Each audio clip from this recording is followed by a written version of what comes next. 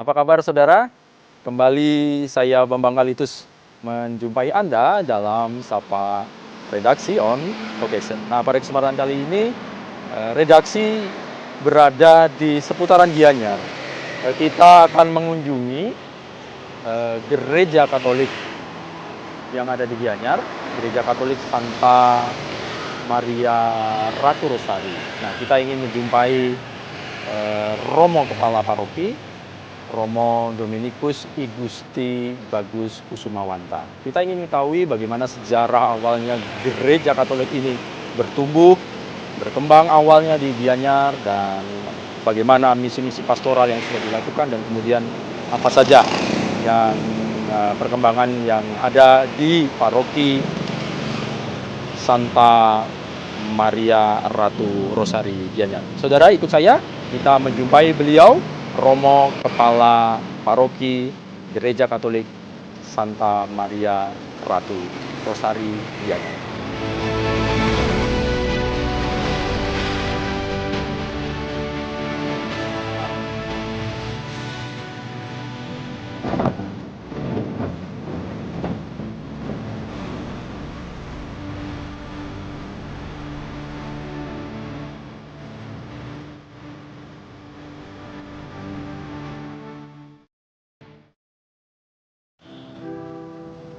Apa kabar Romo?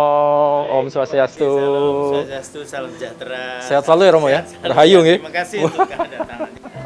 Baik. Nah, saudara, saya sudah menjumpai Romo Paroki Santa Maria Ratu Rosari Gianyar dengan Romo Dominikus Iya, Gusti Bagus. Gusti Bagus Kusumawanta. Akrabnya dipanggil Romo Wanta, gitu ya Romo ya.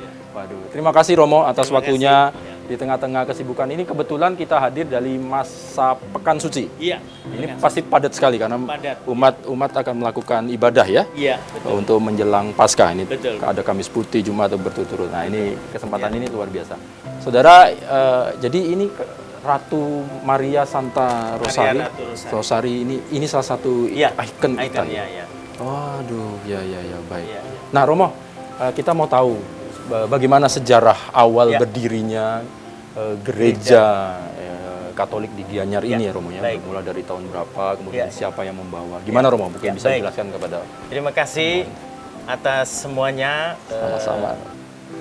Para pemirsa yang terkasih, Gereja Katolik Santa Maria Ratu Rosari Gianyar itu dimulai dengan hadirnya seorang tentara dan beberapa temannya, yaitu Bapak Felix Fernandez dan Bapak Sebastianus. Karena di sini dulu ada Arhanud. Arhanud itu bagian dari TNI Angkatan Udara tahun 1951. Tapi itu hanya beberapa orang. Ya. Kemudian berkembang tahun 1959, temannya hadir. Kemudian berkembang lagi sampai tahun 1965 dan sampai kehadiran seorang misionaris pertama yang mengawali karya di sini, yaitu Pastor Maurice Lecotur MEP dari Perancis. Oh, dari Perancis. Dari Perancis. Oke. Didatangkan dari Perancis. Tahun berapa Romo tadi? 1978. Sekitar 900. Dia sudah, tapi sebelumnya sudah hadir. Sudah hadir. Sudah memulai karya 78. Oke. Maka lahirnya gereja ini tuh dirayakan 7 Oktober 1978. Oke. Sebagai Awal kelahiran, awal mula. Ratu Rosari Pelindungnya.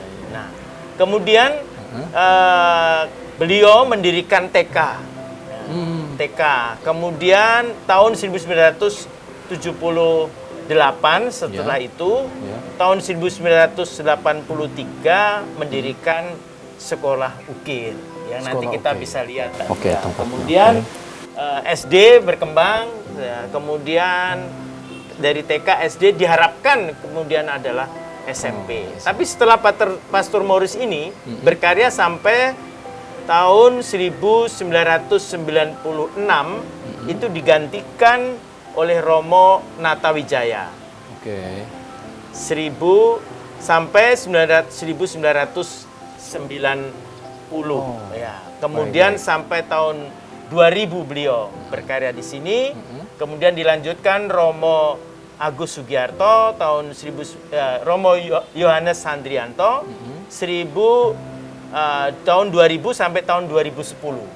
Kemudian Romo Agustinus Sugiarto tahun 2010 sampai 2013 dan 2013 sampai sekarang saya Romo Wanta. Oh. Nah, Romo saya pelebet sedikit. Ya. Awal tadi Romo pendiri adalah membangun dulu sekolah TK, SD. Ya. Nah, kemudian kalau bangunan gerejanya sendiri kapan nih Romo? Bangunan gereja sendiri itu mula-mula kecil sekali ya. Itu di sebelah bangunan gereja baru ini ada tempat semacam aula begitu. 1978, 1979, kemudian 82 dia mulai karya 83 dengan sekolah ukir. Makin banyak, lalu ini nanti gereja lama ini baru 1990-an. Oh, oke. Dan gereja baru tahun 2000. Oke. 2020. Oke. 2020. Jadi di sini ada 2 bangunan gereja. Ya. Gereja lama dan gereja yang boleh dikatakan baru. Yes. Nah, nanti kita akan mengunjungi yang gereja lama dulu ya, Betul, Romo kita ya. mengunjungi Karena gereja ini sebagai lama. tapak tilasnya boleh dikatakan betul, ya. betul. Kan kalau kita melihat sepertinya memang tadi ada karya-karya ukiran yang dari siswa-siswa atau anak-anak yang diajarkan tadi, Ya. mereka ukir dan itu dipakai Betul. sebagai ornamen Betul. bagian dari Hasil gereja ini. dari karya mereka Oh. digunakan di gereja. Jadi gereja ini boleh dikatakan sekitar tahun 90-an baru dibangun, Tahun 90, gereja awal ya. 1990. Yang pertama adalah sekolah dulu. Itu Sekolah dulu, sejarahnya. ya tahun 1982, 83 itu sekolah ukir melanjutkannya. Kayaknya kita harus ke Ya, sana ya, Romo. kita harus Yuk, sama lihat. jalan. Nah, ini memang Nah, di sebelah sini. ini pintu utama Ya. yang saya yakin. Ini gereja, ya langsung. Ya, ini pintu utama Ya. dari gereja lama, ya. Dan ini oke, hasil ukirannya. dari sekolah ukir di mana dulu didirikan oleh Pastor Morris Lekotur MEP tahun 1983. Oke. Sesudah TK lebih dulu, lalu ini di dalamnya Nah, kita kita masuk. bisa lihat Oke. gerejanya. Ini masuk kita Romo ya. Ya, di gereja lama. Ini gereja lama. Jadi Gereja lama. Jadi memang tadi Romo menceritakan bahwa kita ada di komplek ini ada dua bangunan gereja. bangunan gereja. Dua bangunan gereja. Nah, mungkin kita refresh lagi Romo. Jadi pertama kali awalnya di sini didirikan. Apakah sudah sebesar ini atau seperti apa Romo? Nah, kalau gereja gedung ini. Nah. Tentu pertama kali sudah saya jelaskan tadi bahwa gereja ini didirikan ketika pastor yang pertama, Romo Maurice Lecoultre, MEP dari Perancis, itu datang ke Bali ya, tahun sekitar 1976 begitu. Lalu 1978 beliau berkarya dan ini dibangun sekitar 1990. Oh, Ya. oke. Cukup Yes. ada prosesnya cukup agak lama juga Ya, ya. karena setelah ada perkembangan jumlah umat. Umat. Ya. Oh, iya iya. Jumlah umat semakin banyak, lalu dibuat ini. Ini sebetulnya Konsepnya ciri gimana khas nih? Bali ya. Seperti model balai Banjar begitu ya, balai pertemuan. Jadi gereja itu kan pertemuan ya, perjumpaan. Nah, balai Banjar itu juga menunjukkan suatu wadah tempat di mana orang berkumpul, berhimpun. Dan itulah di gereja. Gereja kan dari bahasa Portu gereja. Itu artinya pertemuan, persekutuan, perjumpaan. Nah, inilah simbol dari sebuah tempat itu sendiri. Ini kan menarik Romo ya. Ini saya lihat ada ukiran kayu, kemudian ini memang begitu ya. Ada apa? Ya, Kental banget dengan dulu budaya Bali. Pastor Morris itu punya jiwa seni. Nah, lalu karena dia melihat juga di Bali ini adalah tempat di mana pulau yang seniman banyak, lalu dia mendirikan sebuah kursus seni ukir. Dan inilah hasilnya. Kalau bisa kita lihat, ini hasil dari seni ukir sekolah di sini dulu. Ada yang kursus. dulu diasuh dulu itu. Ya, tahun 1982. Ya, itu memulainya, kemudian berkembang. Ya. 1983 kemudian berkembang. Ya. Itu semua karya beliau, karena beliau itu orang seni dan mengumpulkan para seniman. Pernah bertemu dengan pelukis terkenal, yaitu Smith di Ubud. Oh. Mereka sering bertemu. Nah, itu pelukis. Ya, ya. Wah, Luar jadi biasa. memang ini dibuat sendiri, kemudian kita pasang. Memang itu tadi, memang adat Balinya sangat Iya, karena kultur. dia misinya itu harus konteksnya adalah budaya. Oh, jadi kalau kita melihat ini memang ornamen-ornamennya relatif banyak menggunakan kayu ya Romo ya. Betul. Patungnya Kayu. kayu. Gimana ini? Ini kayu apa? Ukir. Gimana? Romo, Nah, karena itu hampir seluruh orang-orang yang punya bakat seni disekolahkan di sini, kursus bahkan dapat beasiswa, diasramakan, hasil karyanya itu bisa diekspor, dijual belikan. Nanti kita bisa lihat karya-karya yang ada di sini semuanya. berarti ini gedung ini sudah berapa dari tahun 80 Itu ya? 90. Tahun 90. Sedangkan seni ukir itu 1983. Oke. Ya, 1983. Wah, ini udah lumayan. Tapi ini masih digunakan. Masih digunakan karena ini tempat bersejarah. Jadi tidak bisa kita hilangkan begitu saja. Dan heritage dari pastor perintis pertama. Oh iya, iya, iya.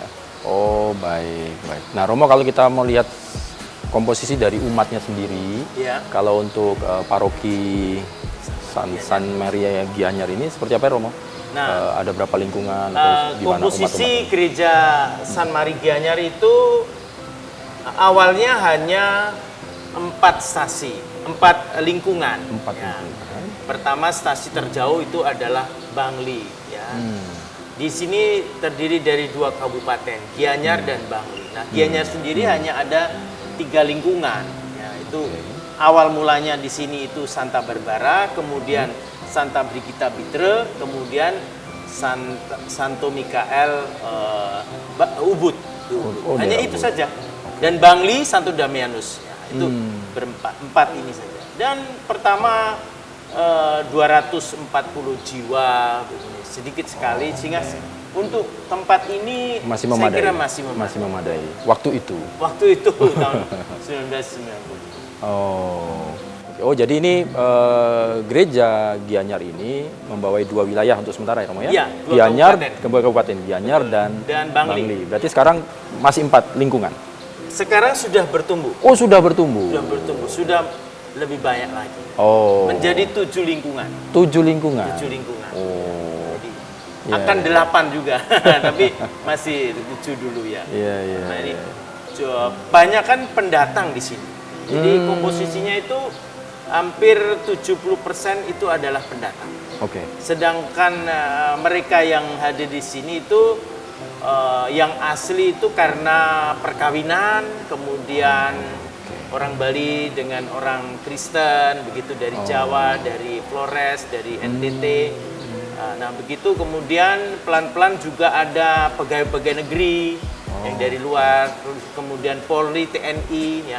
Awal mulanya TNI yang memulai di sini. Oh.